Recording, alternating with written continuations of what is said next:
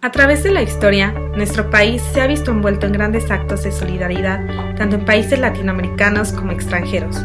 El gobierno de México ha optado por tomar una postura apática ante el flujo migratorio a pesar del historial que tiene nuestro país en apoyo humanitario. Los refugiados se han convertido en un problema en el mundo actual. Las migraciones son masivas y, de cierto modo, países europeos como Alemania, Bélgica o incluso Estados Unidos se sienten abrumados. Un migrante es una persona que viaja de un país a otro por causas como problemas económicos, violencia o desastres naturales. Los inmigrantes viajan de una forma ilegal, ya que no cuentan con papeles como una visa o un pasaporte. Otro de los problemas con estos viajeros es la discriminación, ya que al ser un grupo vulnerable se pueden prestar a abusos por parte de las autoridades y estigmas de delincuencia, por lo que es más fácil su exclusión de la sociedad. En nuestro país existen organizaciones no gubernamentales y asociaciones encargadas de proteger los derechos de estas personas, tales como Sin Fronteras, ACNUR y CONAPRED, que tienen programas para fomentar el respeto y evitar la discriminación a los refugiados en países de habla hispana. Por ejemplo, Sin Fronteras es una organización mundialmente reconocida por facilitar la inclusión a los refugiados a sus países de asilo. Cuentan con programas de idiomas, educación y cientos de actividades para evitar que estas personas de lengua distinta al español, como haitianos, afrocolombianos y afroamericanos e incluso latinoamericanos, sean desplazados y facilitar su adaptación a un país donde la cultura, tradiciones y reglas de comportamiento son totalmente diferentes a lo que estaban acostumbrados. Esto se logra con programas deportivos, culturales y sociales, como una forma de presentarles el país donde van a vivir y tal vez desarrollarse. La primera manifestación de solidaridad se dio en el sexenio de Lázaro Cárdenas. Mandó al embajador de México en Vichy, Luis Ignacio Rodríguez, a recoger refugiados españoles en Francia, corriendo por parte del gobierno el transporte, el asilo y el alimento, aunque Francisco Franco se opusiera. Llegaron un total de 22,000 refugiados en el barco Sinaya, y en Veracruz llegó un barco con un total de 500 niños. Este caso fue muy especial, ya que el entonces presidente de México tomó la decisión de salvar vidas sin importar los obstáculos que pudiera atravesar en el proceso. Por las mismas fechas, nuestro país comenzó a recibir refugiados políticos de América Latina, principalmente durante las dictaduras militares de Argentina, Chile, El Salvador y Honduras. Como resultado, se creó la Comisión Mexicana de Ayuda a Refugiados, COMAR. Actualmente, el presidente Peña Nieto no ha tomado una postura ante esta situación. Se ha perdido mucho tiempo y hasta la fecha no se ha definido la postura política o moral, al igual que la disposición de entregar y ofrecer ayuda a personas que huyen de sus países a causa del hambre y la inseguridad. Nuestro país hoy en día tiene muchos problemas sociales y económicos, lo que hace imposible que se les dé albergue a personas de cualquier parte del mundo. El gobierno mexicano no ha sido capaz de resolver los problemas que acechan al país actualmente.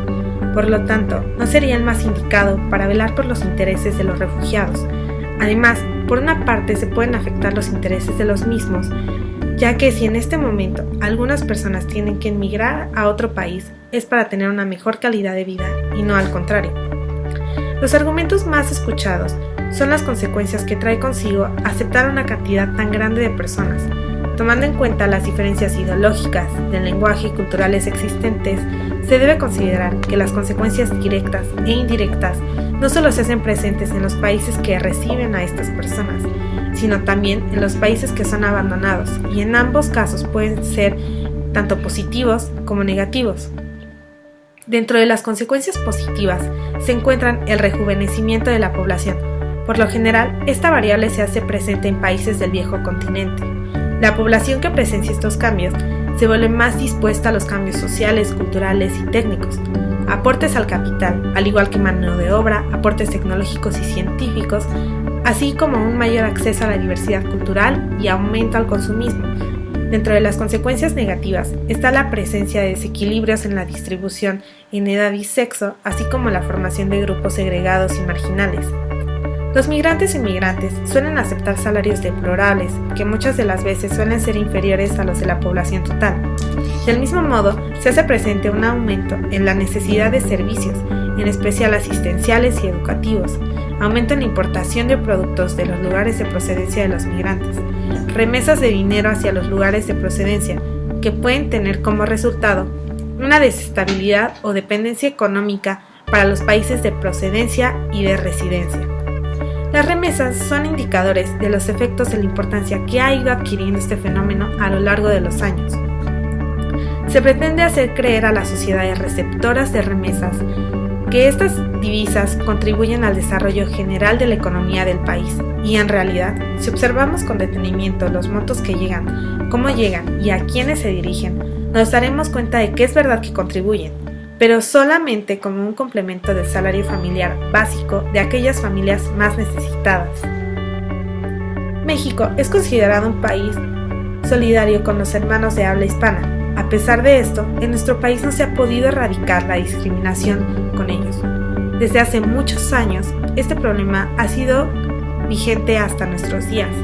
Se ha reportado que la mayoría de los refugiados que llegan a nuestro país han sido discriminados por su aspecto físico, color de piel o acento.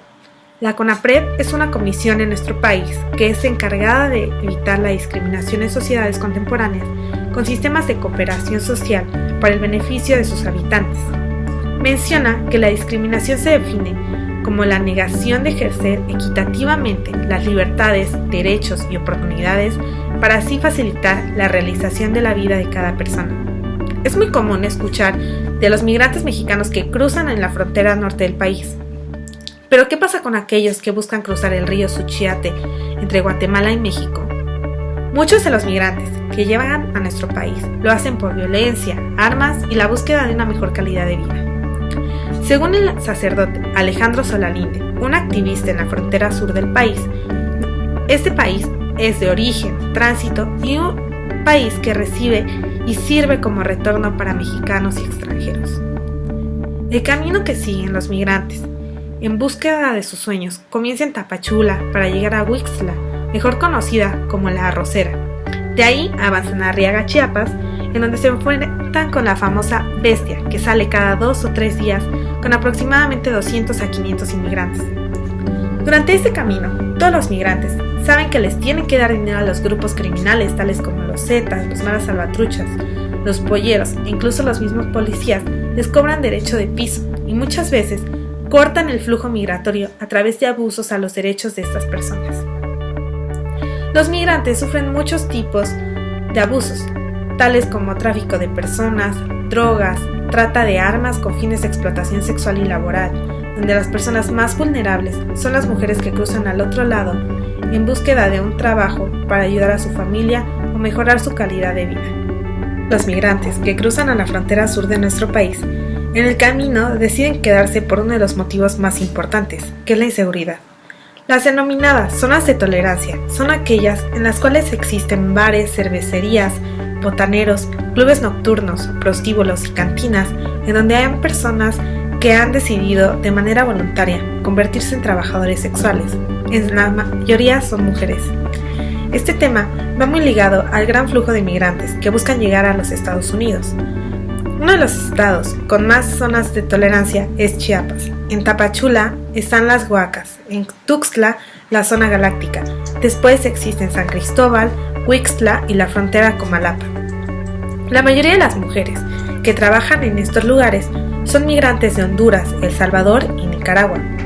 Lo que se sabe es que muchas de ellas son mayores de edad, y las que no lo son es porque alguien las llevó a estos lugares que pudieron ser padrotes o madrotas que las secuestraron de sus lugares de origen. La prostitución es muy diferente de la trata.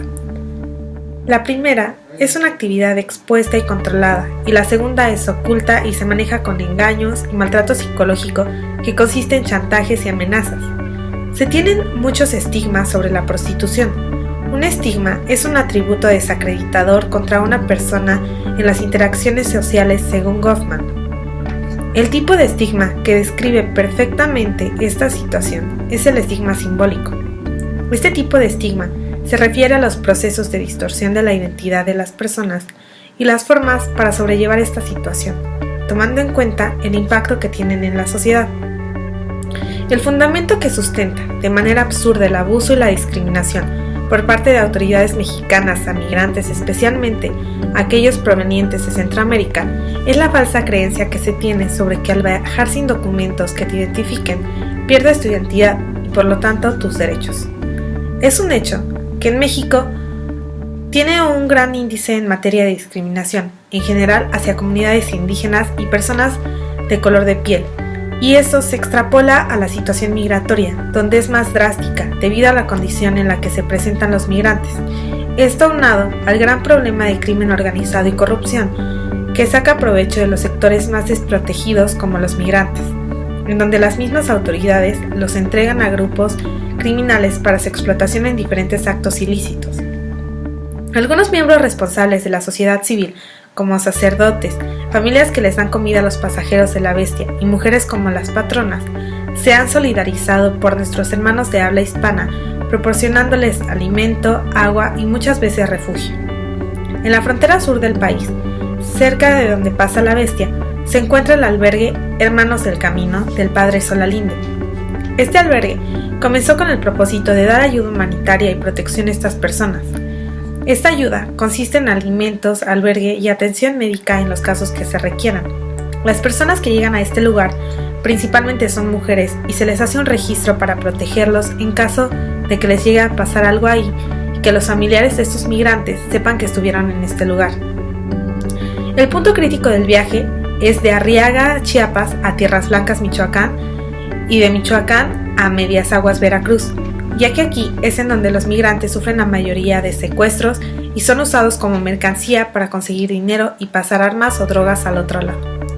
El Alto Comisionado de las Naciones Unidas para los Refugiados, mejor conocido como ACNUR, en el año 2010 elaboró un estudio acerca de los retos que enfrentan día a día los migrantes que se encuentran radicando en nuestro país y como resultado pudo observar que la situación por la que atraviesan podía verse afectada en los siguientes años debido a la discriminación y estereotipos que se tienen.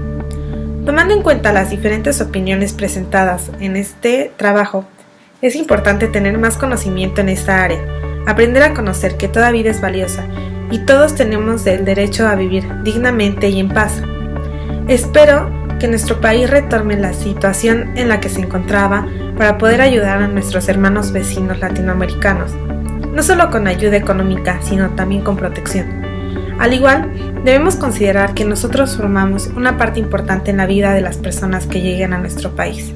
Ellos buscan asilo y protección, al igual que aceptación. Por lo tanto, si se fueron de su país, no fue por gusto, sino para poder protegerse y mejorar su calidad de vida y las de sus familias. El problema es que este debate no puede ser ganado con estadísticas. Eso no cambiará la actitud de las personas. Hay que hacerlo a través de historias, humanizando a los refugiados y en rostro. Tenemos que mostrar sus nombres, sus caras, sus miedos, sus ambiciones, sus amores y de qué están huyendo. Gracias.